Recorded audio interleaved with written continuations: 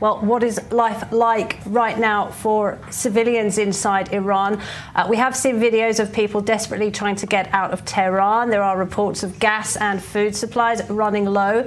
Well, earlier we spoke exclusively to a young man and a young woman who live in Tehran, and for their safety, we have disguised their voices.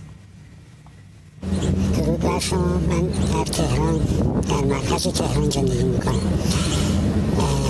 مردم خوشحالن از این جنگی که شروع شده و امیدوارن که با کمک ارتش اسرائیل اتفاقات خوبی رقم بزنن. برای مقامات جمهوری اسلامی هیچگاه مردم ایران اولویت نبودن و یه سپر دفاعی بودن و گروگان 47 سال اینجوری بوده. الان دیگه داره برمیگرده و مردم ایران به کمک اسرائیل دست بالاتر دارد. پیام من به مردم اسرائیل و دولت اسرائیل اینه که ما دو ملت دولت کهن هستیم، تمدن ساختیم، باید بتوانیم این لکه سیاهی که از سال 1979 شروع شده رو پاک کنیم و این پرانتزش رو ببندیم و آینده پر از صلح و رفاه و آزادی رو برای خود درست کنیم. و اون روز پاینده ایران زنده باد اسرائیل. من در تهران زندگی میکنم.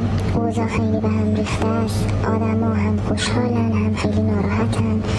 خوشحالن از اینکه شاید داره یه اتفاقی برای کشورشون میفته و از اون حالت خارج بشن که یک آلترناتیوی باشه بتونه حمایت کنه از کشور. از طرفی ناراحتن، میترسن شاید بدتر از قبل بشه چون نمیدونن قراره چه اتفاقی بیفته. اما میشه گفت خیلی خوشحالن به خاطر اتفاقاتی که تو این چند وقت افتاده و خیلی از آدم ها به سزای عملی که باید میرسیدن تو این چند سال آدم های عادی رو همه رو کشتن به خاطر یک تظاهرات. خیلی میشه گفت خوشحالن از این قضیه. Very interesting feedback from two young people, one male, one female, in Tehran, Iran, about what's going on in Iran and how they feel, what their sentiment is. They've talked about it's a good thing that this is happening, of course, which is shocking, understanding everything they're going through. But I think it just reflects the fact that the people in Iran as a whole are good people. They really are. And they want change. The question is how to go about it. They've tried with protests. They've tried to do what they can, and they've just been brutally handled. They've been arrested, raped, assaulted, murdered. So it's very, very difficult for them under the old regime to affect change. But now that may be possible, and I think that is what they're alluding to. So everybody needs to send the good people of Iran a lot of thoughts and prayers that they can make it through. And that really leads to regime change. Are we finally going to see positive regime change in Iran? And how does that come about? And for the record, a aunt by friendship of mine is originally, her family's from Iran. And for decades, that's something that she wanted. It's just, how do you do it with an oppressive regime like the Ayatollah and the IRGC? So maybe that's going to happen. Again, we all need to send them thoughts and prayers. Let me know in the comments down below what you think about that. Do you think there's going to be regime change? If so, how? I don't believe the U.S. is going to affect that, meaning to get more directly involved. Definitely taking out the nuclear sites. That needs to happen. But how does this change come about? Let me know in the comments down below. The son of the Shah, who of course is exiled, has ideas, but obviously doesn't have the connections and doesn't seem to have a coherent plan, let alone any sort of functional support. So it's a real question. How is this change? And again, hopefully it's positive. Hopefully it's Western oriented. How is that going to come about?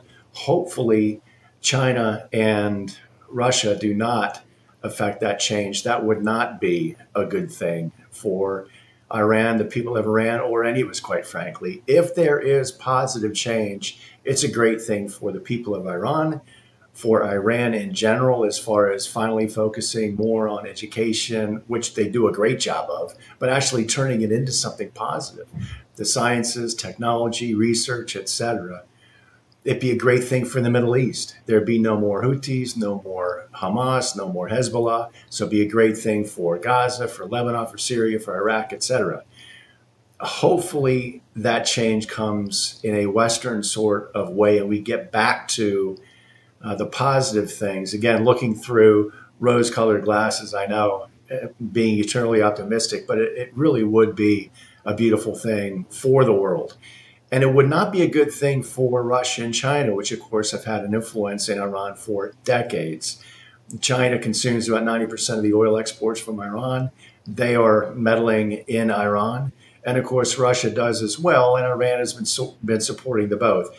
Iran has been sending drones to Russia, which they then use in Ukraine. So if Iran becomes more Western, let's say, it would not be a good thing for Russia and China, which is also a good thing for the rest of the world. So real curious to read in the comments down below what you think. Can we get change? How is that change going to come about?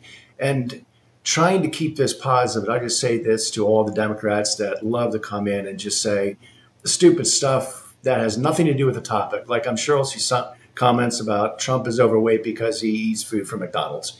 I mean, guys, Democrats, the woke progressive, if you cannot contribute in a way that's constructive, that has anything to do with the video, just spare all of us your comments. Okay, it really is a waste of time. Meddle with somebody else. If the comments get hateful, I'm just going to block them so nobody's going to see them for long. Anyway, let's keep it positive. Curious to see the comments.